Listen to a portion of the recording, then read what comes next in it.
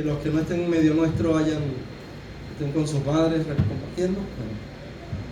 Pero sabemos que hemos elegido la mejor parte, ¿verdad? Hemos venido a escuchar las Escrituras. Y hoy aproveché la ocasión, ¿verdad? Como el Día de las Madres. Quiero hablar acerca de lo que es la mujer. De lo que es la mujer en el cristianismo. Pero también quiero hacer una comparación, ¿verdad? Una comparación de lo que fue la mujer o el estatus de la mujer en el paganismo. Y quiero comenzar, ¿verdad?, el mensaje hablando de los primeros 3 siglos del cristianismo. Si es un hecho o es algo de verdad bastante notable, la historia secular no niega estos hechos y estos eventos, es que en estos primeros 3 siglos de nuestra era, de la era cristiana, fueron de constantes persecuciones. Tuvimos, o por lo menos se cuentan, 10 persecuciones imperiales, edictos de emperadores para perseguir al cristianismo. Pero también tuvimos la presencia de aproximadamente, no tengo el número exacto, pero sí tuvimos varias persecuciones locales. Por ejemplo, la de Pablo fue una, cuando en Jerusalén, cuando en cada ciudad y en cada sector se levantaba un tumulto de personas para perseguir lo que era la iglesia del Señor, lo que era la ideología o lo que era el pensamiento y las prácticas del cristianismo. Y en esos primeros 3 siglos hay algo que es confirmado por la historia, y es que los primeros cristianos, o por lo menos los dirigentes cristianos de los primeros 3 siglos, ellos fueron perseguidos, y recordemos que en su mayoría de los apóstoles fueron ejecutados. Hay algunos que confirmaron la palabra que predicaban con su sangre. Se conoce que solamente el apóstol Juan fue el único que no fue mártir, que murió de muerte natural, pero aún así sufrió persecución. Y había un imperio en ese momento, por lo menos en los siglos de la persecución cristiana, que era el imperio perseguidor, era el imperio romano, es conocido por todos. Y si hay algo que es notable, que no debe sorprendernos, es que Jesús advirtió del rechazo y la oposición de un mundo. Jesús dijo que el mundo nos iba a perseguir y nos advirtió de eso. Un mundo en el cual los valores, la ética, la moral eran totalmente distintas al cristianismo. Totalmente distintas. Por ejemplo, Juan capítulo 15, quiero leer este texto bíblico del Evangelio según San Juan. En el capítulo 15, versículo 18 al 20. Que por cierto lleva como subtítulo, o algunas Biblias tienen un subtítulo que dice: el mundo os aborrecerá. Y la Escritura dice de la siguiente manera: si el mundo os aborrece, sabed que a mí me ha aborrecido antes que a ustedes. Si fueras del mundo, el mundo amaría lo suyo, pero porque no sois del mundo, antes yo os elegí del mundo, por eso el mundo os aborrece. Acordaos de la palabra que yo os he dicho: el siervo no es mayor que su señor. Si a mí me han perseguido, también a ustedes os perseguirán. Y esta frase es importante. Dice: si han guardado mi palabra, también guardarán la vuestra, la de ustedes. Las persecuciones imperiales formalmente comenzaron en el año 64 después de Jesús. Recordemos que a partir del año 64 había un emperador que era conocido como lunático, tenía problemas mentales. Era Nerón. Dice la historia que él incendió Roma, y en medio de su locura le metió candela a la ciudad. Y en medio de esa locura él trató de culpar a los cristianos, y por supuesto que los que pagaron los platos rotos fueron los líderes del cristianismo. Entre ellos estaba el apóstol Pablo. El apóstol Pablo fue ejecutado en el momento de Nerón, y bueno, él fue decapitado. El apóstol Pablo fue decapitado. Pero así, confirmando la palabra que Jesús dijo en Juan, la que acabamos de leer, por lo menos en este pasaje, cuando hay otros pasajes que confirman las persecuciones, también podemos conocer que a lo largo de estos primeros 3 siglos y principio del 4, podemos decir, emperadores como Trajano, como Marco Aurelio, como Cómodo, Séptimo Severo, Valeriano, Diocleciano, entre otros emperadores, lograron y trataron de promulgar edictos para ir en contra del cristianismo, para ir en contra de este movimiento que estaba nuevo en los primeros siglos, estaba nuevo, estaba emergiendo, y dijeron: no, eso hay que matarlo, eso hay que cortarlo, y comenzaron a atacarlo, comenzaron a atacar severamente a cada uno de los cristianos, donde los únicos delitos, hermanos, los únicos delitos que por el cual eran condenados, por el cual eran señalados, era simplemente reunirse los primeros días de la semana, que es el domingo. Ellos se reunían el primer día de la semana, que hay una historia que no la voy a comunicar por razón de tiempo, pero hay una historia del por qué el domingo y no otro día. Usted podrá decir la resurrección, pero hay una historia detrás de eso. Hay una historia detrás de eso. Entonces, los únicos delitos que ellos hacían era reunirse el primer día de la semana, que era el domingo, y por supuesto que el otro delito por el cual se le acusaba al cristianismo era que muchos paganos se estaban convirtiendo al cristianismo. Muchos paganos se estaban convirtiendo a la fe cristiana, y eso alarmaba al imperio. Cada vez se hacían más fuertes, cada vez crecían más, cada vez se volvían más robustos, y por supuesto que era una alarma para el mundo del primer siglo, segundo hasta el tercer siglo. Pero la pregunta es: ¿por qué emperador tras emperador intentaron acabar con el cristianismo? ¿Qué es lo que ellos pensaban? ¿Por qué cada emperador que llegaba en un tiempo de su época de gobierno, ellos se levantaban e iban en contra del cristianismo? Y no solamente eso, sino que el cristianismo logró, porque esta es otra pregunta también que podemos hacernos: ¿por qué el cristianismo logró o emergió victorioso de tantas persecuciones?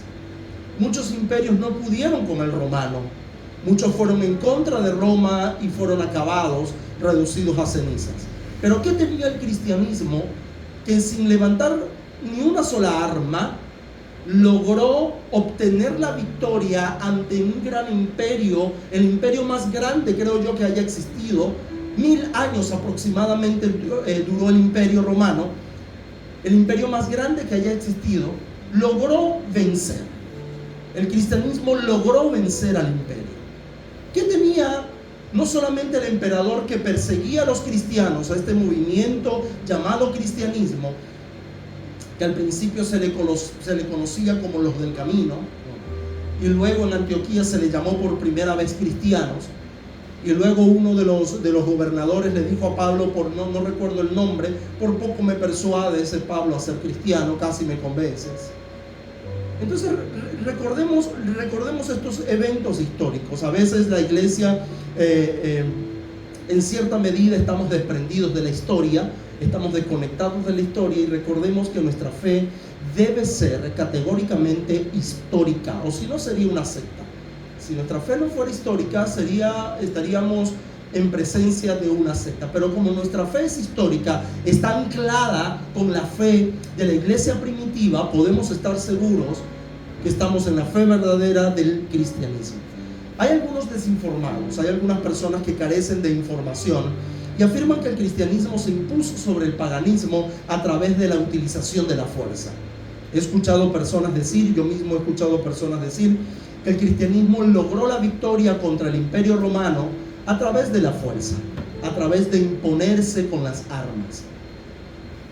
Yo no sé si es que ellos aluden o ellos apelan a lo que fueron el movimiento de las cruzadas, cuando fueron a guerra a Jerusalén recordemos, contra los musulmanes, y bueno, el movimiento de cruzada que se iban a las armas, luego surgió la Inquisición, que ya todo comenzaron a imponerse a través de la violencia. Pero ese no fue el cristianismo de los primeros 3 siglos, que hay una diferencia abismal entre el cristianismo de los primeros 3 siglos al cristianismo de los siguientes 17 siglos, y especialmente de los siglos posteriores. Y hay muchos que carecen de esta información histórica, que dicen: no, el cristianismo se impuso a través de la fuerza. Si en alguna oportunidad existió algún enfrentamiento, porque creo que sí lo hubo, no fue un enfrentamiento a través de la violencia, Si en alguna oportunidad en la historia el cristianismo se enfrentó ante el paganismo, ante el imperio y todo lo que ello conllevaba, no fue a través de la violencia. Fue a través de lo que Jesucristo dijo allí, lo que habíamos leído en Juan capítulo 15, en el versículo 20, vamos a leer el último versículo, que Jesús dice: el siervo no es mayor que su Señor. Si a mí me han perseguido, también a ustedes os perseguirán. Y aquí es donde estaba el enfrentamiento que tenía no solamente con el imperio romano, sino que con todo el mundo, con lo que era una sociedad grecolatina, porque recordemos que la sociedad, el griego como tal estaba tan arraigado a lo que era el imperio romano, todavía estaba vivo por Alejandro Magno. Entonces Jesucristo le dijo muy claramente, ellos dijeron: si han guardado mi palabra, la de ustedes también van a guardar. Y ahí es donde estaba el enfrentamiento del cristianismo. Ahí es donde estaba el enfrentamiento del cristianismo contra el paganismo, con la sociedad del primer siglo, segundo siglo, tercer siglo. Y es aún debe ser así. Aún el enfrentamiento que debe tener usted y debo tener yo, debe tener la congregación cristiana, el movimiento llamado cristiano. Ese enfrentamiento debe ser a través de las enseñanzas de Jesús, a través de los principios fundamentales que rigen el reino de los cielos. Porque la enseñanza del cristianismo y sus prácticas eran totalmente opuestas a los valores que tenía el imperio romano. El imperio romano, si ellos tenían algún valor, ellos se dejaban llevar, o su ley era el derecho romano. Los que han estudiado derecho, los que han estudiado los abogados, eso ellos lo ven en la universidad, de lo que es el derecho romano que abarca todo lo que fue el imperio romano. Y durante ese imperio, el cristianismo aún no solamente se oponía a ese derecho romano, pero no a la fuerza, sino a través de las prácticas que hacía el cristiano, sino a través de la enseñanza que hacía el cristiano. Y eso no le agradaba al imperio romano. Al imperio romano no le convencía mucho eso. Y por eso iba a guerra con el cristianismo a través de la violencia, contra ellos a través de muertes, a través de hacer un espectáculo público del cristiano dentro de la arena, por ejemplo en Roma, en la arena del Coliseo. Se dice que cuando echaban a los cristianos para que entre ellos mismos se enfrentaran, ellos decían: yo no voy a matar a mi hermano, y ellos no peleaban, así que soltaban a las bestias en el Coliseo para que murieran comidos por los leones, por las hienas o por cualquier animal salvaje que saliera de esas puertas en el Coliseo romano, porque ellos no levantaron ni un arma. Y la enseñanza de Jesús también lo afirma. Si hay alguien que quiso imponer sus ideas a través de la violencia, si hay alguien que quiso imponer sus ideas y quiso imponer su voluntad a través de las armas, recordemos a Pedro. Cuando sacó la espada, Jesús le dijo: no, Pedro, esto no es ser cristiano, esto no es ser mi seguidor, porque al que hierro mata, a hierro muere. Pedro, guarda tu espada. Y recordemos todo el evento que sucedió en esa noche cuando Jesús fue entregado, cuando Nicodemo y todo lo demás. Entonces cuando vamos y observamos a grandes rasgos lo que es el derecho romano estaba muy bien diseñado, pero no para todos. El derecho romano defendía a los varones romanos, a los varones, pero ese varón tenía que ser libre. Escuche algo: excluía a la mujer. La mujer no entraba en un derecho romano, no entraba dentro de la protección de Roma como tal. La protección de la mujer era a través del hombre. Y en el derecho romano solamente era el varón que era protegido, y no cualquier varón tampoco. Era el varón libre, porque el esclavo tampoco gozaba de una protección legal. El esclavo no gozaba de una protección legal. Y aquí voy a mencionarle algunas armas. Como lo dijo Pablo, las armas de nuestras milicias no son carnales, sino que son poderosas en Dios para la destrucción de fortalezas. Y les voy a mencionar algunas armas que el cristianismo utilizó en esos primeros siglos para contrarrestar los ataques llenos de violencia, los ataques llenos de sangre, un imperio como de Roma, hermanos, atacando a personas que ni siquiera levantaron un arma, ni siquiera levantaron una espada. Pero quiero mencionar algunas armas espirituales que el cristianismo levantó en los primeros siglos. Y es que fueron las enseñanzas de Jesús. Practicaban lo que Jesús enseñó. Lo que Jesús enseñó. Y por supuesto que trastornaban lo que era el derecho romano. Se recuerda en una oportunidad que Pablo llegó, no sé a qué ciudad llegó, y lo acusaron y le dijeron: estos son, aquí han llegado los que andan trastornando a todo el mundo. Llegaron aquí porque era tanto el poder que tenía el cristianismo que sin levantar un arma logró conquistar toda Roma, todo el imperio conocido en aquel entonces. Y el primer Sukhoi, mire esto, el Sukhoi que utilizaba el cristianismo en el primer siglo para derrotar al imperio romano, un arsenal de AK-47. Mire esto, dice: el primero es el rechazo de la esclavitud y la defensa de la vida. El cristianismo rechazaba la esclavitud y defendía la vida. Los esclavos no eran gente, para el cristianismo sí. ¿Usted cree que cuando leemos la carta de Pablo que dice ya no existe esclavo, ni libre, ni esclavo? Eso sacudió al imperio. Y no solamente que lo haya dicho un hombre, sino que se predicaba en todo el imperio que no existía esclavo ni libre.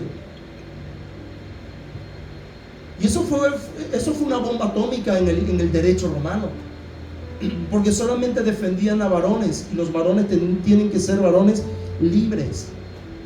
El esclavo no contaba. ¿Y por qué el derecho a la vida? Porque los únicos que tenían derecho a defenderse para vivir eran los libres. Los esclavos morían y nadie rendía cuenta, ninguno rendía cuenta por un esclavo. No se rendía cuenta por el esclavo. Al esclavo lo soltaban. Por ejemplo, el esclavo, lo más difícil en la esclavitud era trabajar en la agricultura, porque lo soltaban al terreno, lo soltaban al campo, y una de las cosas que hacía el esclavo era trabajar hasta la muerte. No tenía derecho a agua, no tenía derecho a comida. Si sobrevivía durante la jornada, bien, iba, se refrescaba y al otro día de otra vez. Eran tratados como animales, o peor que animales, porque los animales hay algunos que cumplen esa función, pero hay otros que no. El ser humano no está diseñado para eso. Y es poderosísimo que el cristianismo rechazaba la esclavitud, y no solamente que rechazaba la esclavitud, sino que defendía categóricamente la vida. Otra de las armas del cristianismo en el primer siglo no fueron armas carnales, fueron armas espirituales poderosas en Dios, que destruyeron cualquier fortaleza en el imperio romano, aunque les costaba la vida. Y fue la asistencia social. La asistencia social en el imperio romano era prácticamente nula. No existía el cuidado de los enfermos. Eso no existía en el siglo I, siglo II, siglo III. Eso no existía. Los enfermos, si había una peste, hoy trataban de atenderlo, y si había alguna peste, por ejemplo, los doctores eran los primeros que se iban. Porque decimos, Lucas fue un doctor. Sí, pero Lucas no fue un doctor como los doctores que hoy día conocemos. Se cree que Lucas vivió como esclavo o le trabajó a un amo por mucho tiempo, y siendo esclavo de un amo, aprendió el oficio. ¿Para qué? Para atender cualquier emergencia menor dentro de la casa de ese amo. Dice la historia que él logró obtener su libertad y se quedó con el oficio. En el siglo I no existían cardiólogos, no existían oftalmólogos, no existían ginecólogos, no existían esojólogos. No existían doctores como hoy día lo conocemos. El doctor que se conoce en el siglo I era el que atendía a las heridas. Por ejemplo, cuando en el Coliseo se libraban las batallas, los gladiadores que salían victoriosos, salían con heridas. Los doctores atendían esas heridas. Le echaban crema, le echaban era ramas y échale el agüita con el guarapito ese, que eso era la medicina. Y bébase esto que es un sedante, y vamos a calentar aquí para esterilizar y todo lo demás. Esa era la medicina del siglo I. Eso eran los doctores. No eran doctores de bata blanca. Normalmente el doctor tendía a ser esclavo. Y no solo eso, sino que también alguna emergencia, por lo menos en los huesos, si hay alguien que había sido fracturado en alguno de sus extremidades, el doctor iba y atendía la fractura. Es interesante ver todo esto y escuchar todo esto y conocer un poco la historia, porque nos ayuda a ubicarnos cómo fue la victoria del siglo I del cristianismo. El derecho romano solamente atendía, escucha, al varón, y que sea al varón romano y libre. Se recuerda en una oportunidad cuando Pablo apela a Roma y se alarman porque era un ciudadano romano. El derecho romano defendía a Pablo porque él era un varón romano y era libre, no era esclavo, y como ciudadano romano gozaba de la protección de Roma. Por eso apeló al César. Y cuando después le hicieron lo que le hicieron a Pablo, sus verdugos se alarmaron, dijeron: ¡ay, Dios! Porque ellos podían ser castigados si Pablo denunciaba. Pablo muere decapitado y no crucificado, porque la muerte para un varón romano libre era ser decapitado, era más honorable. La crucifixión era una muerte más vergonzosa. Es curioso, ¿no? Y es interesante conocer todos estos detalles y estas cositas, hermanos. Pero cuando hablamos de la asistencia social, preguntamos: ¿qué tiene que ver el cristianismo allí? Hermano, el cristianismo sabe qué tiene que ver. El cristianismo era el único movimiento que atendía a los enfermos. Cuando surgieron los diáconos, ¿se recuerdan? Los diáconos no son los que están sentados en la puerta y tienen un credencial y dicen diácono. Yo crecí en la iglesia creyendo que el diácono era el copastor. Después del pastor vienen los diáconos. No, señores, así no es en el siglo I. En el siglo I los diáconos eran servidores. Y yo creo que todos estamos llamados a ser diáconos. Y por eso es que el cristianismo primitivo venció. Porque ellos se dieron a sí mismos. Hay historias del diaconado del siglo I que cuando atendían a los enfermos, aún el diácono moría, hermanos. Ellos mismos se entregaban en la vida por ellos. El diácono moría aún con el enfermo. Y les digo algo, creo que fue Marco Aurelio que en una oportunidad dijo: esto nos sorprende. Marco Aurelio dijo: con un enemigo así no podemos, dijo. Con un enemigo como ellos no podemos. Porque no solamente ellos atienden a sus enfermos, también están atendiendo a los nuestros. Atienden a los de ellos y también atienden a los de nosotros. No podemos con eso. ¿O no fue Jesucristo quien dijo: tienen que amarse unos a otros y el mundo conocerá que ustedes son mis discípulos si se aman unos a otros? Fue Jesús quien dijo eso. Y el amor de Dios estaba en esos hombres que no les importaba morir, en esas mujeres que no les importaba morir. ¿Por qué digo todo esto? Amados, miren, el cristianismo nos ha dejado una herencia. El cristianismo nos ha dejado un legado que todo el mundo occidental y todo el mundo goza de eso. Goza de algo tan precioso que son, por ejemplo, las instituciones de salud. ¿Usted sabe que eso tiene origen cristiano? Por mucho tiempo muchos predicadores han atacado la ciencia y han atacado la medicina y han acusado a muchos de no tener fe porque van al doctor. Pero ¿sabía usted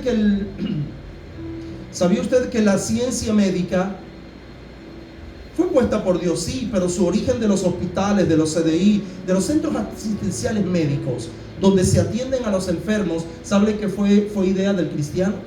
Porque antes los enfermos terminales eran tirados en las cunetas y en las calles, tenían un lugar para desecharlos. ¿Qué hacía el cristiano? El cristiano iba, lo recogía y se lo llevaba a casa a cuidarlo y atenderlo. Muchos vivieron, pero muchos también murieron, y cristianos junto con ellos también murieron. Eso es el cristianismo, hermanos. Eso es lo que nos ha dejado, el legado tan poderoso que nos ha dejado el cristianismo. Esto creo que no lo dije esta mañana, pero usted sabe que nuestras instituciones de educación es gracias también al legado que nos ha dejado el cristianismo. ¿Sabe usted que usted sabe leer por los cristianos? ¿Cómo así? ¿Sabe usted que la primera institución pública gratuita para aprender a leer surgió en Suiza, en las Zurich? protestante? Porque ellos dijeron, los reformadores dijeron, esperen un momento, la gente no sabe leer. ¿Cómo podemos apelar a Josué? Porque normalmente leemos Josué, fuérzate y sé valiente y aleluya. Ese es el texto que nos emociona, que nos hace segregar adrenalina por el cuerpo y emociona a la gente. Pero nos olvidamos que dice, medita en la palabra de la ley, medita en ella de día y de noche. Nos olvidamos que Josué también tiene eso. Y los reformadores, los protestantes, cuando vieron eso, dijeron, ¿cómo va a meditar el pueblo?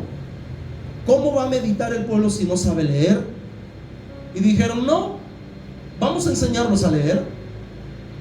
Y por lo menos la educación cristiana o la educación pública gratuita, porque antes había que tener dinero para aprender a leer, surgió por los protestantes. Comenzaron a abrir escuelas y muchos del pueblo que habían sido despreciados se conectaron y comenzaron a estudiar. ¿Sabe usted que hoy tenemos nuestras instituciones públicas gratuitas gracias al legado que nos dejó el cristianismo? Esa es la herencia que nos ha dejado. Y usted preguntará, pastor, ¿qué tiene que ver eso con las mujeres? Porque aquí está la otra arma espiritual poderosa en Dios, hermanos. Y de esta es la que quiero detener por mucho tiempo, por unas 3 horas esta noche.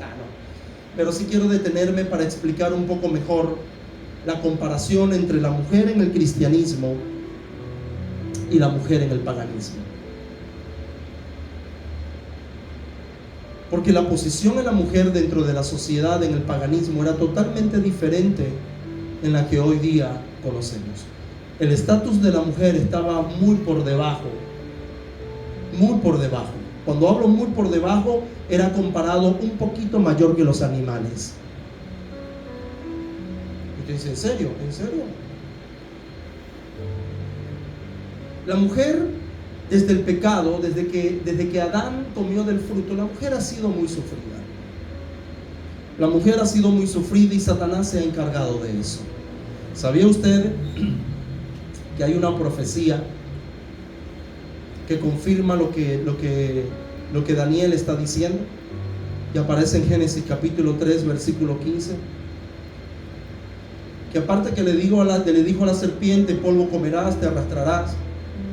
Y aparte que le dijo a la mujer, con dolor darás a luz. Hay una maldición que le echó, o una maldición gracias a la caída, a la desobediencia hacia la mujer, especialmente hacia la mujer.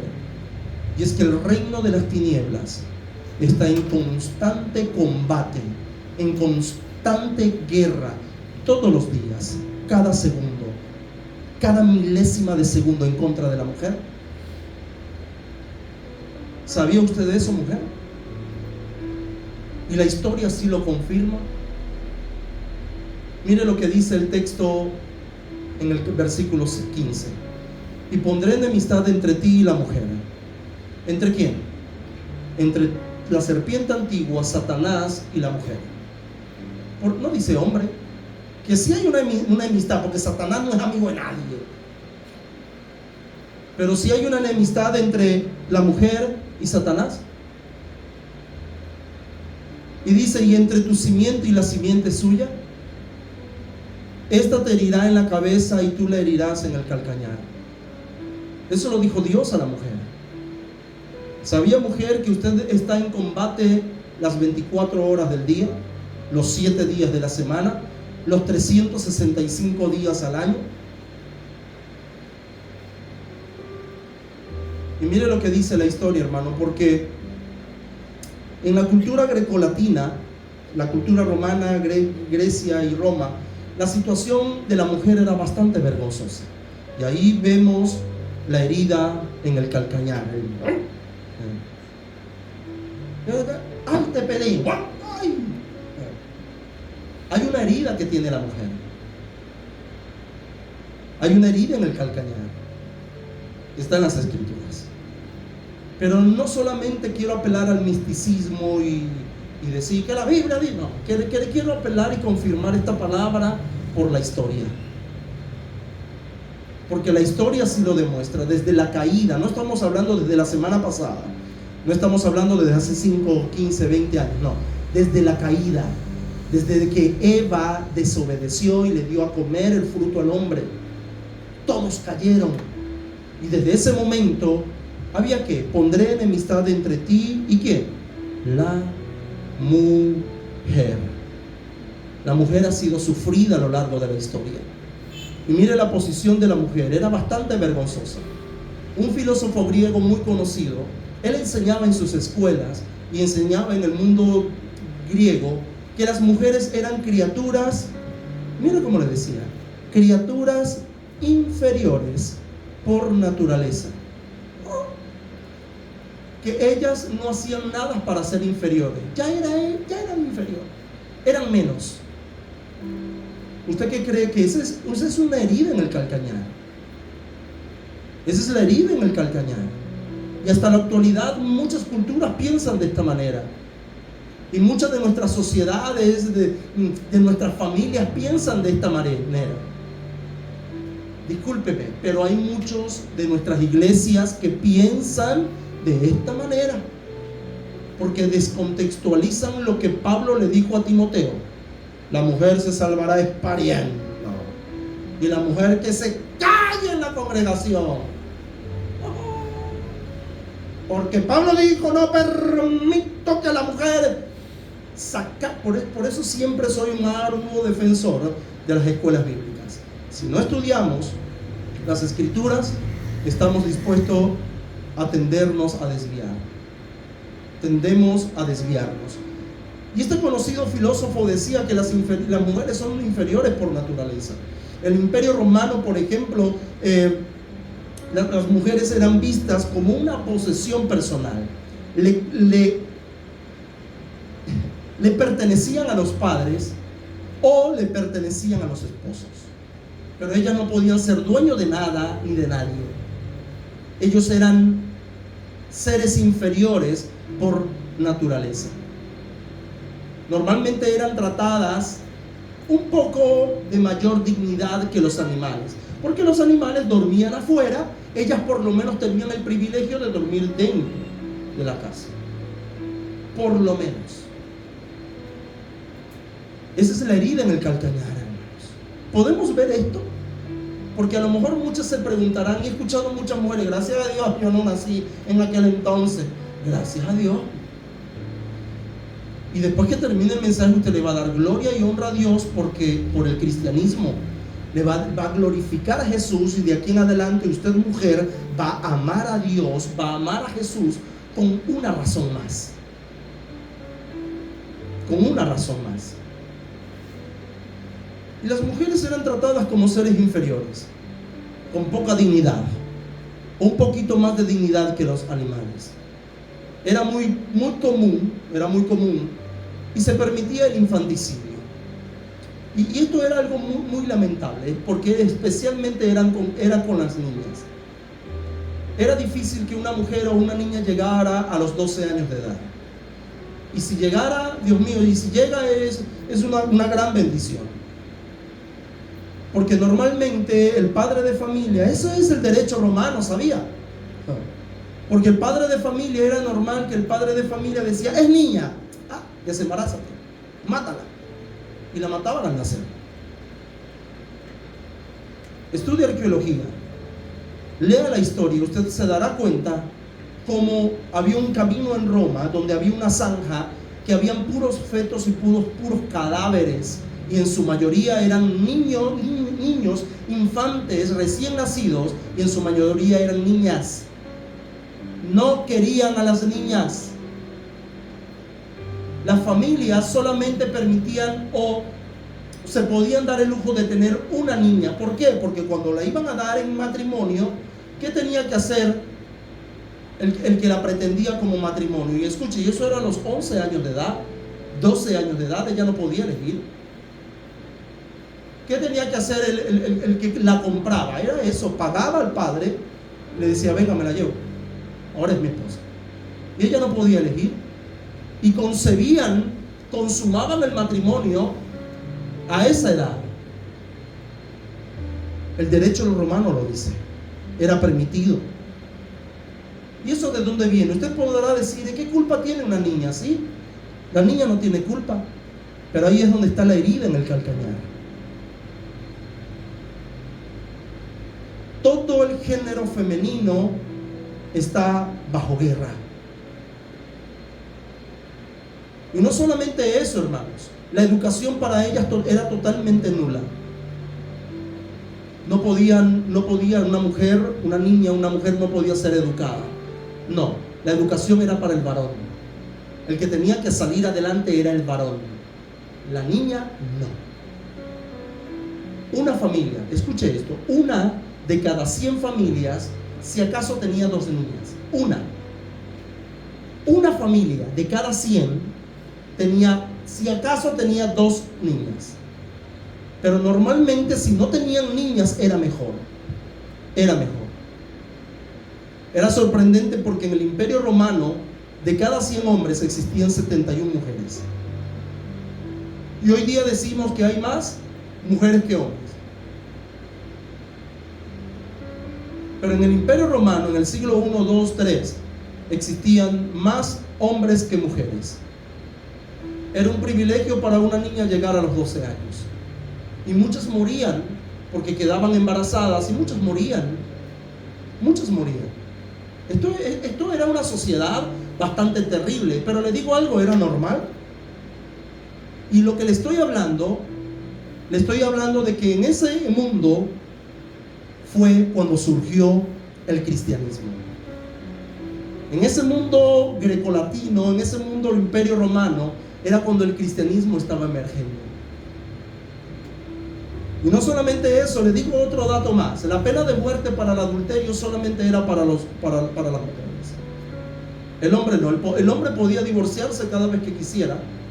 La mujer no tenía derecho de elegir. No, yo no quiero vivir con él. No tenía derecho. Era el hombre que decía, vete o no, ya no me sirve. Ahí está la herida en el calcañar. En cuanto al servicio a los templos, mire la cultura pagana. La que la cultura pagana llama, por ejemplo, las sacerdotisas, o las mujeres que servían en el templo, los templos como los templos de Afrodita o de Diana. Ellas servían, era como prostitutas. Ellas lo que hacían era vender su cuerpo a cambio de dinero. Ese era el culto que rendían. Esa es la herida en el calcañar, hermanos. Y sin contar los problemas de la menstruación, que eso es una vez al mes. Hay algunas que tienen un descontrol con eso. Y he ido a doctores y nada. Los cólicos, que según son muy fuertes, no lo sé. Algunas, otras no. Pero tarde o temprano eso llega. Los cambios de humor, el climaterio o la menopausia, el sufrimiento que tienen ellas por sus hijos, el sufrimiento del hogar, todo lo que tiene que ver, hermanos, con la herida en el calcañar. La mujer siempre ha sido sufrida, la mujer siempre ha estado en combate. Génesis capítulo 3, versículo 15, la herida en el calcañar. Pero también vemos la otra parte de la profecía. La otra parte de la profecía dice que ella te herirá en la cabeza. ¿A quién se lo dice? Se lo dice la serpiente antigua, se lo dice Satanás. Y Satanás lo sabía muy bien, que el Salvador iba a venir por una mujer. Y el Salvador vino por una mujer. Jesucristo vino a través de una mujer. Y era sorprendente todo esto porque Satanás siempre ha buscado la manera de poder cortar la natalidad. Y mire algo, le voy a decir algo. Usted lee Apocalipsis capítulo 12 y usted se dará cuenta la guerra. Todo ese capítulo, la guerra que le hace el dragón a la mujer. No dice al hombre, hables de la mujer. Y no solamente eso, hermanos, sino que también en Mateo capítulo 2, el versículo del 13 al 23, hay muchos que conectan estos dos pasajes. que habla cuando Herodes se le sintió burlado y mandó a exterminar a todos los niños menores de 2 años. Pero ya Dios había advertido a José y a María que fueran a Egipto mientras Herodes estaba en vida, Herodes el Grande. Luego Herodes murió y ellos pudieron regresar. Hay una historia detrás de todo eso. El mismo Primera de Juan capítulo 3 versículo 8 dice que para esto apareció el Hijo del Hombre. Para esto apareció Jesús a través de una mujer, para deshacer toda obra del diablo. Para esto fue que apareció Jesús. Pero apareció que a través del hombre, no, fue a través de la mujer. La mujer era tan baja, hermanos, en una sociedad como la primitiva, como los de los siglos primeros, que saludar a la mujer, ¿para qué? Ay, si usted no la saluda hoy día. Pero en el siglo primero, María se extrañó fue por la salutación del ángel. Lea el texto y léalo bien. María se extrañó cuando el ángel le dijo: salve María, muy favorecida, bendita tú entre... María se quedó como que ya, ay, ¿qué es esto?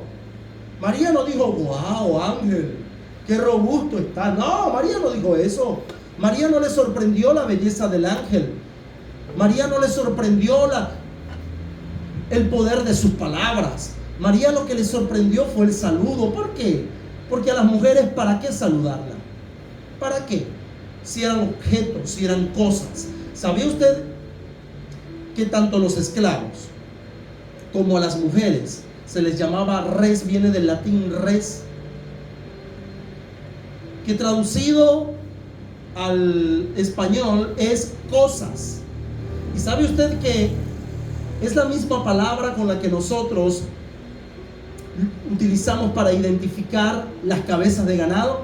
¿Cómo usted le dice a las cabezas de ganado?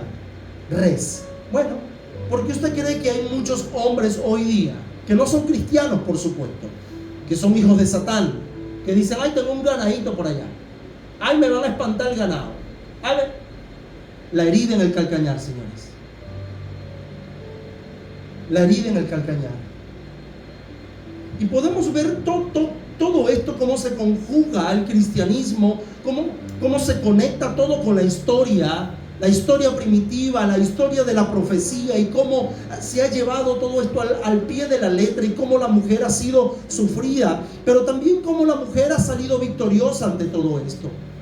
Porque vemos que en la Biblia la mujer no era relegada. Por eso que era un arma poderosa. Es un arma poderosa en Dios para destrucción de fortalezas. Por eso acertadamente acusaron a Pablo, a los apóstoles, a los líderes del cristianismo, que eran los que trastornaban al mundo, porque le daban valor a la mujer. Y por eso la mujer que no es cristiana es una malagradecida. La mujer que deje de servir a Jesús, la mujer que no es creyente en el Señor, es una rolo y tranco y malagradecida, hermano. Porque usted es lo que es ahora. Usted tiene voz y voto ahora. ¿Sabe por qué? Por el cristianismo. Y esa es la herida de la serpiente en la cabeza. La herida que le propinó la mujer en la cabeza. ¿Por qué? Porque nació el Salvador de una mujer. Y fue Jesús quien dignifica a la mujer. No fue la cultura pagana. No fue el mundo griego. No es el mundo. No es el mundo secular. Es el cristianismo. Es el cristianismo. Y Satanás seduce a la mujer, ¿para qué? Para que peque. Seduce a la mujer, ¿para qué? Para que siga cayendo en ser objeto de manipulación diabólica.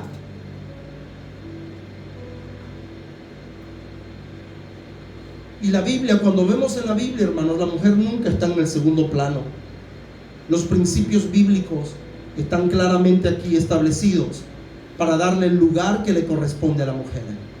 Si bien la Biblia reconoce las diferentes funciones que hay entre el hombre y la mujer, nunca le dice que la mujer es menos. La Biblia, por ejemplo, reconoce acertadamente los papeles únicos que tiene la mujer en la maternidad. La mujer ha sido equipada para la crianza, el hombre no. La mujer ha sido equipada para poder realizar pequeños actos de servicio. La mujer ha sido equipada para poder amamantar, para poder criar a sus hijos. La mujer ha sido criada, equipada para eso. Hay una distinción allí, pero eso no las hace menos. La Biblia le da el honor necesario a la mujer. En el Sinaí, por ejemplo, Dios mandó a los hijos a honrar ¿a quién? ¿A papá solamente? No, señores.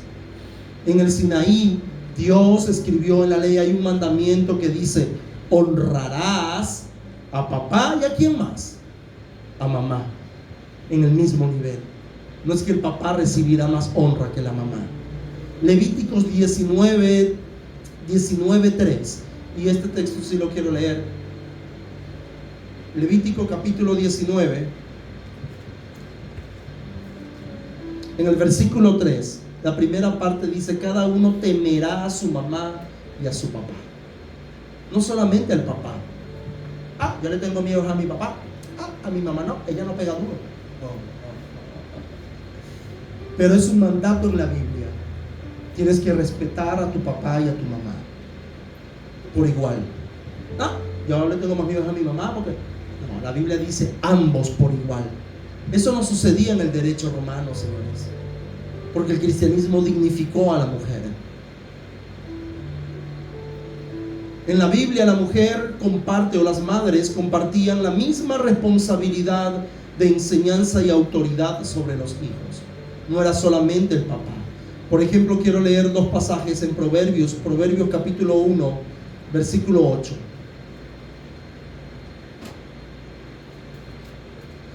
Proverbios capítulo 1, versículo 8 dice: oye, hijo mío, la instrucción de tu padre, y no desprecies la dirección de tu madre. Oye, hijo mío, la instrucción de tu papá, pero jamás menosprecies lo que tu mamá te enseña. También el capítulo 6, el versículo 20, las escrituras dicen: guarda, hijo mío, el mandamiento de tu padre, y no dejes la enseñanza de tu madre. Eso no existía en el mundo pagano. Eso no existía en el mundo antiguo. Hoy día la mujer tiene autoridad en casa gracias al cristianismo. Antes eso no existía. Y no solamente eso, sino que también podemos observar que las mujeres podían tener propiedades de algunas tierras. Podían tener posesiones. El mundo bíblico les daba posesión a la mujer. Pero te digo algo, no solamente que le daba posesión a la mujer, posición que podía obtener cosas, comprar cosas, pero el paganismo no se lo permitía. El derecho romano no se lo permitía bajo ninguna circunstancia. Si vamos a la vida social, a la vida religiosa, las mujeres nunca fueron relegadas, nunca fueron dejadas tomado en segundo plano. Allí vemos Hechos capítulo 12 o Primera de Corintios capítulo 11, del versículo 11 al 15. Podemos ver cómo la mujer logró un significado, un lugar muy importante dentro de la iglesia del Señor, cosa que no sucedía en el paganismo. ¿Qué pasaba en el paganismo? Las mujeres en el paganismo lo que servían era de prostitutas. Para eso era que servía en el paganismo, para ofrecer sus servicios sexuales. Y creían que así estaban dando, claro que no creían, le estaban dando era honra a los demonios. Pero en el cristianismo era totalmente diferente. En el cristianismo, podemos observar mujeres profetizas, mujeres diaconisas, mujeres que no solamente se menciona al hombre, sino que también se menciona a la mujer, como por ejemplo la casa de Aquila y de quién, y de Priscila, mencionaban a los dos, tanto el esposo como la esposa, nunca el esposo solo, porque el cristianismo dignificó a la mujer. El cristianismo fue el que te trajo dignidad a ti, mujer. Fue Jesús quien te trajo dignidad a ti. Voy a casarme con alguien con mucho dinero para que yo poder ser la señora. Mentira del diablo. Es mentira satánica. El único que te da dignidad se llama Jesús. Y el que hoy día le ha dado dignidad a la mujer en la actualidad ha sido Jesús. Ha sido el que vino por una mujer, el que vino a salvar al mundo sus pecados, sí, pero nos ha dejado un legado, nos ha dejado una herencia, y es que dignificó la vida de la mujer. Cuando el cristianismo comenzó a ser de influencia en la sociedad occidental después de Pablo, siglo I, siglo II, la condición de la mujer mejoró notablemente. Las iglesias estaban full de mujeres. Habían más mujeres que hombres en las iglesias. ¿Por qué? Porque el cristianismo las trataba con dignidad. ¿A quién Jesús les dio el anuncio de la resurrección? ¿No fueron a unas mujeres que fueron a ungir haciendo, escúcheme esto, haciendo pequeños actos de servicio? Se encontraron con el milagro del cielo. Haciendo pequeños actos de servicio. ¿Haciendo qué? Haciendo lo que tenían que hacer. Jesús no les mandó y les dijo, no, bueno, ahora tienen que ungirme porque tienen que ungirme con especias que van a encontrar en la China. No, ellas tenían que hacer lo que tenían que hacer. Después de la sepultura, ellos fueron a ungir el cuerpo de Jesús. Era un deber judío. Era un deber de todo israelita. ¿Y quién era la que estaban a cargo? Amados, las mujeres. Y llegaron las mujeres haciendo esto. ¿Y con qué se encontraron? Con el milagro de la resurrección. Con pequeños actos de servicio se encontraron con un milagro.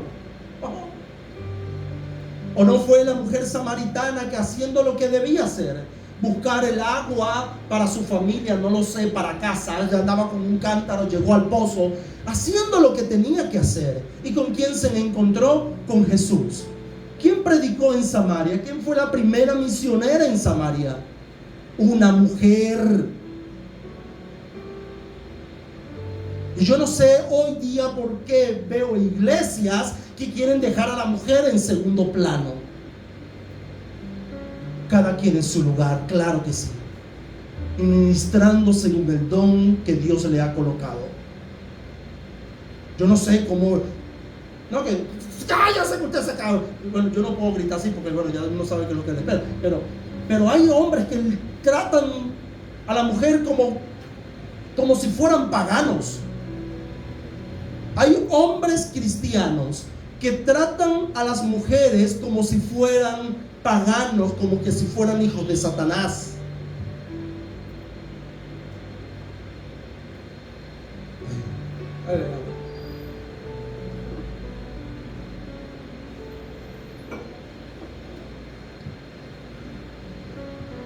Estas armas del cristianismo eran poderosas, hermanos. Y en una oportunidad un filósofo pagano llamado Libanius le dijo a los cristianos, sorprendido le dijo a los cristianos: cielos, ¿qué mujeres tienen ustedes los cristianos? Él sorprendido cuando vio a los mujerones que habían dentro de las iglesias. Y no hablo del aspecto físico, estoy hablando de la virtud y hablo de la fe, de lo guerrera que eran esas mujeres. Él dijo: wow, cristianos, tremendos mujerones tienen ustedes, no como la de los paganos. Y cada día el Señor añadía a la iglesia los que habían de ser salvos, y eran grandes cantidades de mujeres que se acercaban al cristianismo. En el cristianismo las mujeres eran menos despreciadas, las mujeres eran menos maltratadas, las mujeres ya no eran tratadas como objeto de diversión.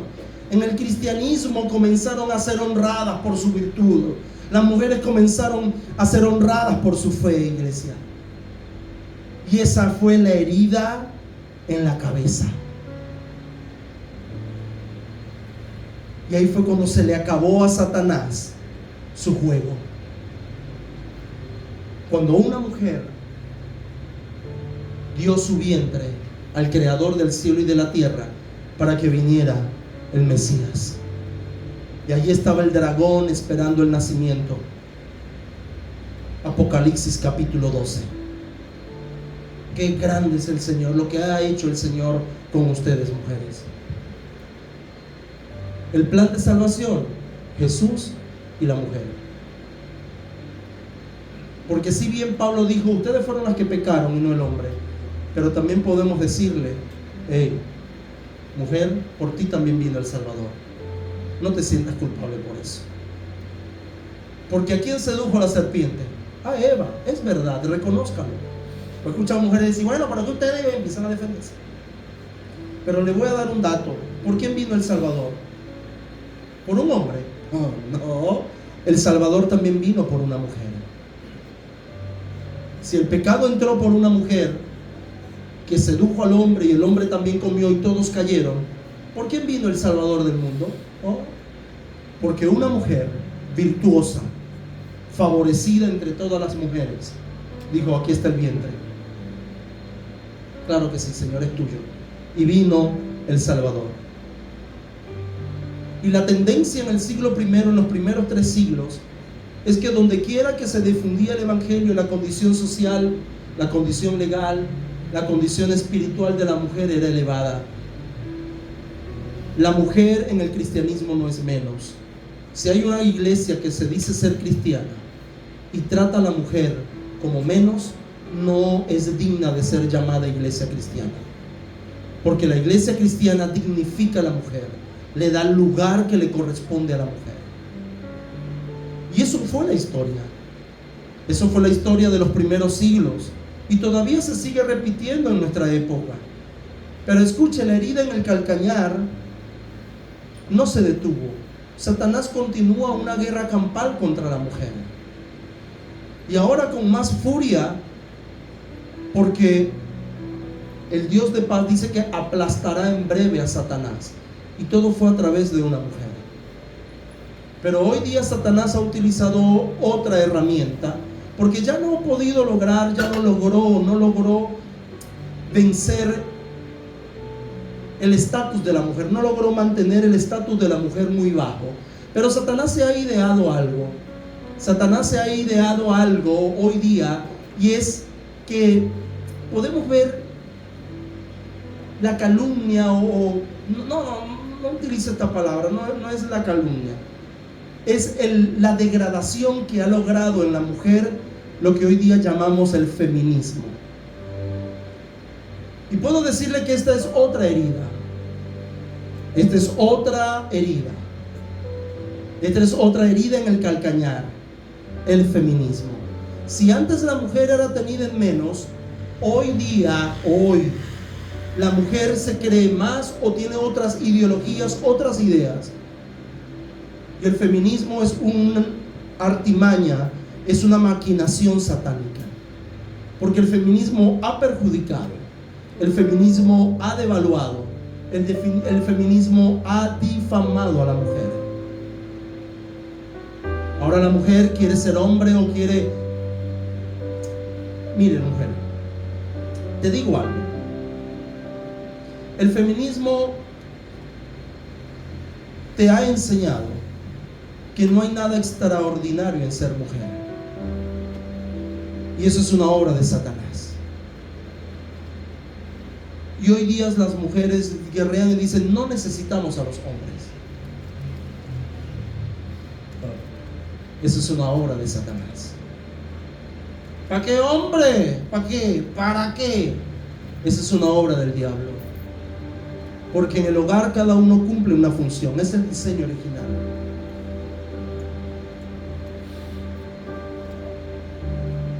En la iglesia cada quien cumple su función. Es un diseño original. En la sociedad, mujer y hombre cumplen una función. ¿Y el feminismo?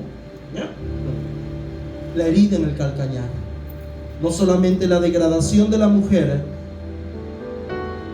en los siglos primeros, en una sociedad pagana, sino que también vemos como hoy el feminismo ha degradado a la mujer, aunque la mujer se sienta empoderada. Tenga cuidado con esas predicaciones, ¿sabe?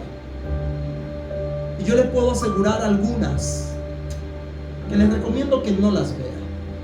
Hay una dominicana, no vea esa predicación. Están llenas de violencia. Disciérnanla en el espíritu. Y discúlpeme, voy a decir el nombre. Yo no sé si usted es fan de ella. Hablo de Yesenia Ten. Ella está llena de odio. Escuche las prédicas. Está llena de odio. Su corazón está tan herido. ¿Lo puedes ver? ¿Y a quién predica? Predica mujeres heridas, mujeres que han sido pisoteadas por el hombre y dicen: ahora soy empoderada, empoderada, no necesito al hombre. ¿En serio? Así no nos diseñó Dios, señores. Así no nos ha diseñado el Altísimo. Voy a ahorrarme algunos nombres más, porque por ahí también hay otras que uno dice: ¿dónde salieron? ¿Dónde salieron?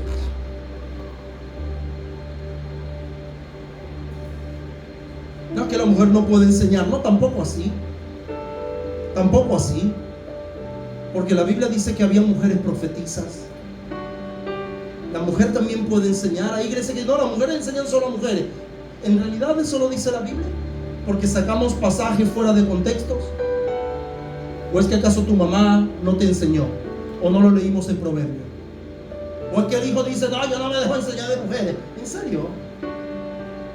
¿O que usted cree que las mujeres no pueden servir de madres de muchos en la iglesia? ¿O es que usted cree, varón, que una mujer no puede enseñarle a usted cómo tratar a su esposa?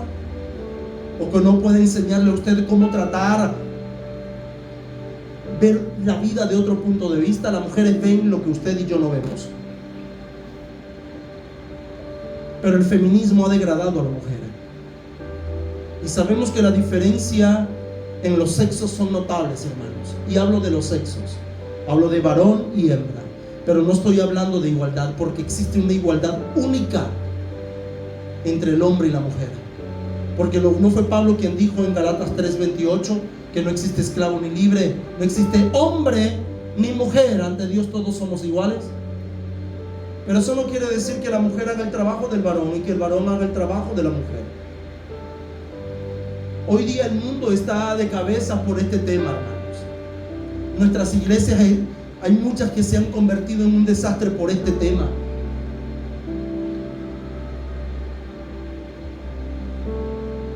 En una oportunidad escuché a un pastor, y esta mañana no dije el nombre, pero ahorita sí lo voy a decir. Se llama Miguel Núñez.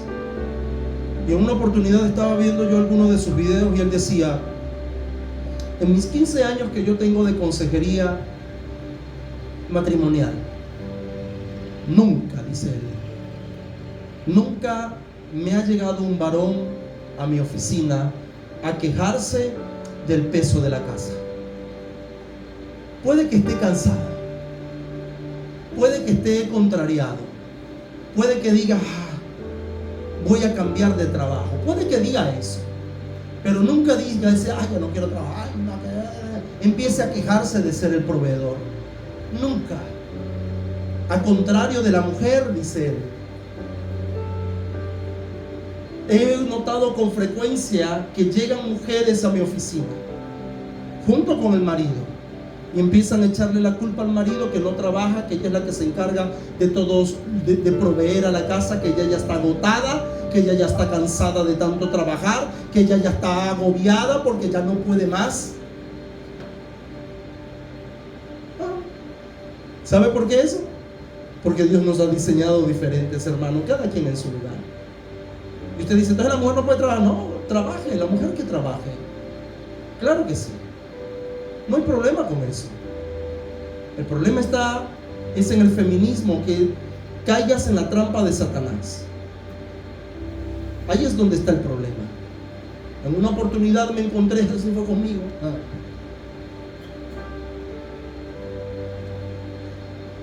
Que la esposa tenía posesiones y que ella cobraba cosas y las gastaba en ella. Y él estaba enfurecido. Él estaba enfurecido porque decía: no, porque esto no puede ser así. Porque yo cuando trabajo, yo sí compro para todo. Pero cuando ella cobra, no compra nada para nosotros. Es que así es. Te vas a poner a pelear por eso. Es el diseño de Dios, hermano. El hombre debe estar tranquilo cuando provee para todos. Que si no nos alcanza, bueno, ya ese es otro tema, ¿no? Que no vamos a hablar hoy, porque eso es lo que no. Que la plata no alcanza para nada.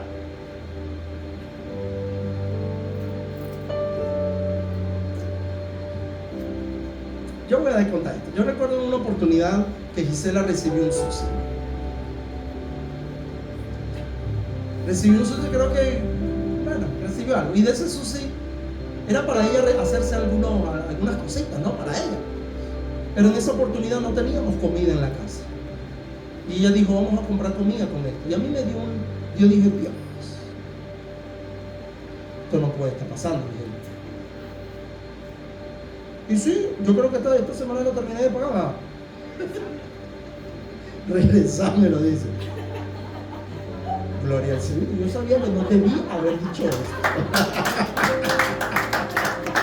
Yo sabía que no.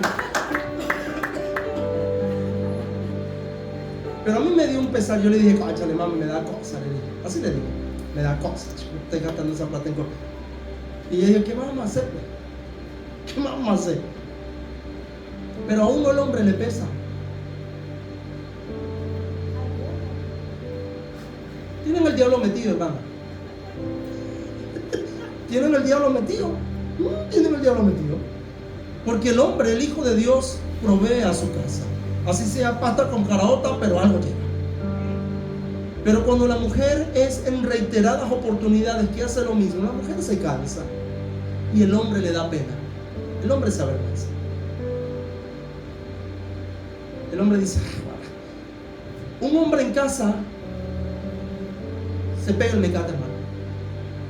Un hombre en casa empieza, Dios, no sabes nada. No, Dios, que no, esta semana no hubo nada. Mira, el hombre necesita estar ocupado. Una mujer en casa está tranquila. A menos que ya se haya acostumbrado a hacerlo. Pero es normal que esto suceda así. Pero el feminismo ha degradado a la mujer. Ha degradado. Una oportunidad escuché una entrevista, eso sí lo vi por redes, que le decían a la mujer, ¿necesitamos a los hombres o no? No, de verdad que no necesitamos a ningún hombre, le decía la hija de Satanás al que la estaba entrevistando. Era una demonia. No necesitamos al hombre para nada. Y entonces, ¿cómo construiríamos los edificios? Y ella empezó como que, Porque hay una diferencia en los sexos, hermanos. Hay trabajos que la mujer no puede hacer. Los trabajos rudos en la construcción la mujer no puede hacer. La mujer no puede ser constructora. Y ustedes dirán, pastor, pero yo he visto mujeres dentro de las obras. Sí, pero usted no ve a una mujer dentro de la obra haciendo trabajos pesados de hombre. Es posible que si usted ve una obra, vea una arquitecta o vea una ingeniera. Pero nunca va a ver una obrera raza. Dale, vamos a echar el palo aquí, que hay que abrir aquel hueco y tumbar aquella pared. No, usted no va a ver una mujer en eso. Difícilmente la vea. Porque si usted ve la mujer, el cuerpo de la mujer está diseñada para ser frágil. ¿O no lo dice Primera de Pedro capítulo 3 versículo 7? Darle honra a la mujer como a vaso más frágil. La mujer es más delicada, es más frágil. Y el feminismo ha sometido a las mujeres a trabajos pesados. El feminismo lamentablemente ha conducido a las mujeres al combate, a trabajos físicos donde quedan totalmente extenuadas. Por naturaleza el varón tiene más fuerza. En una oportunidad escuché una conversación.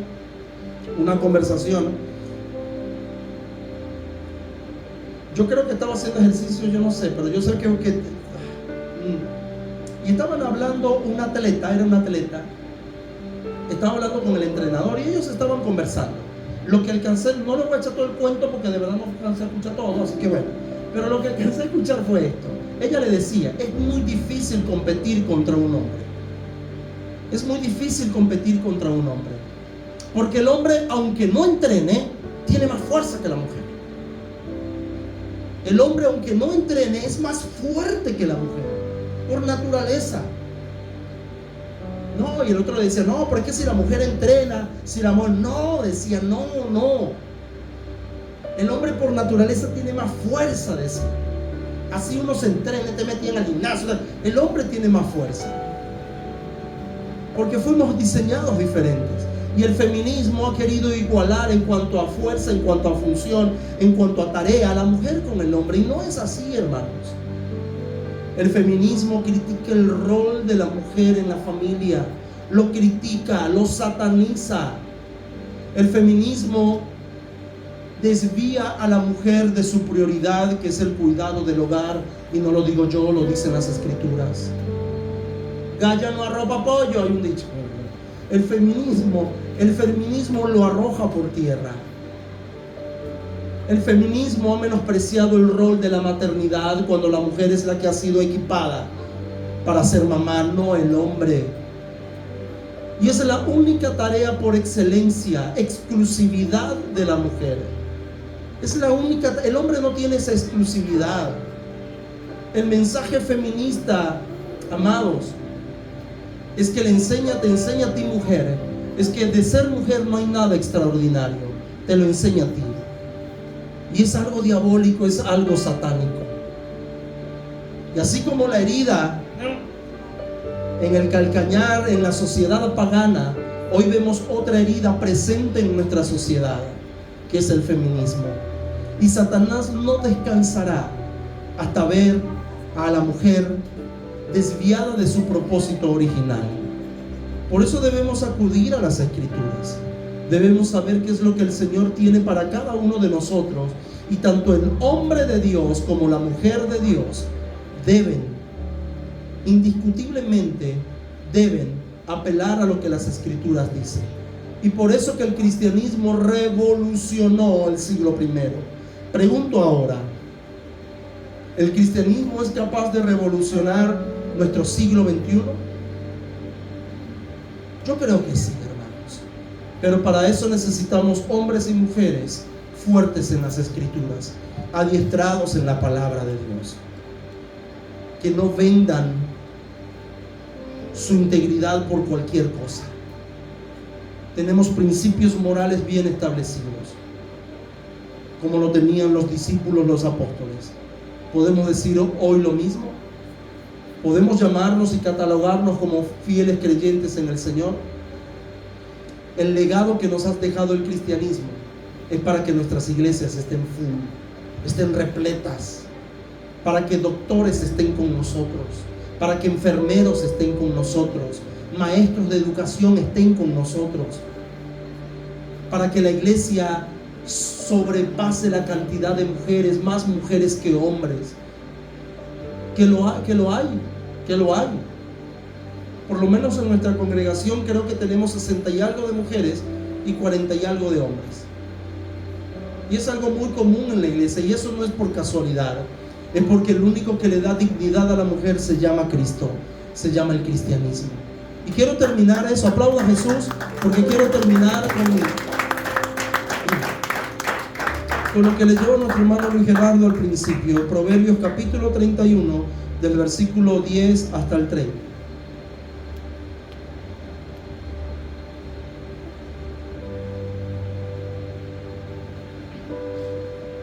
Dice así: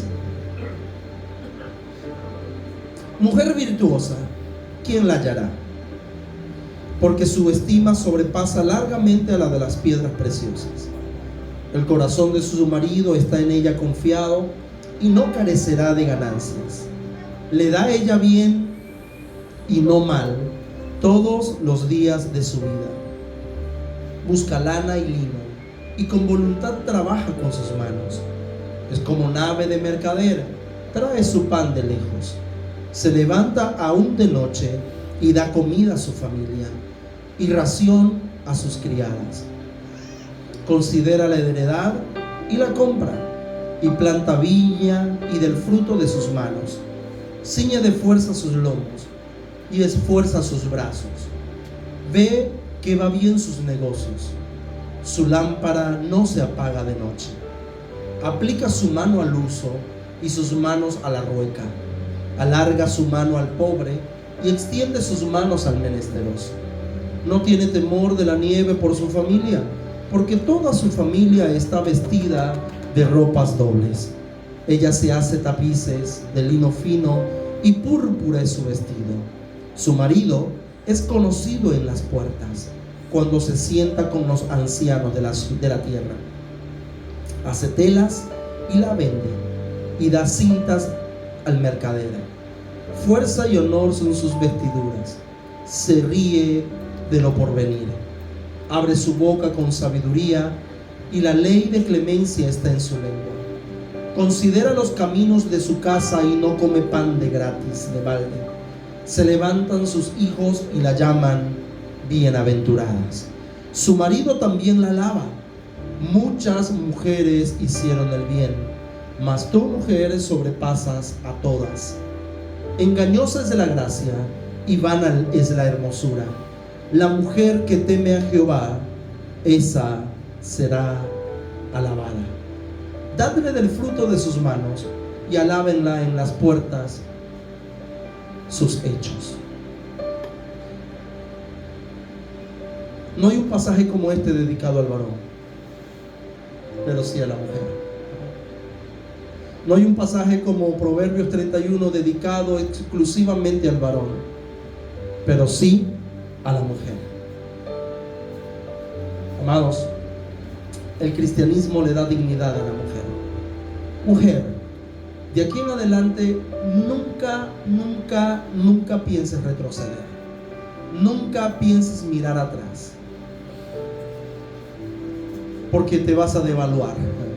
La mujer sin Cristo se devalúa. La mujer sin Dios pierde valor. La mujer sin Jesús, la mujer sin el cristianismo pierde valor. El hombre también, pero recordemos, estamos hablando de la mujer. Así que pongámonos en pie y vamos a orar.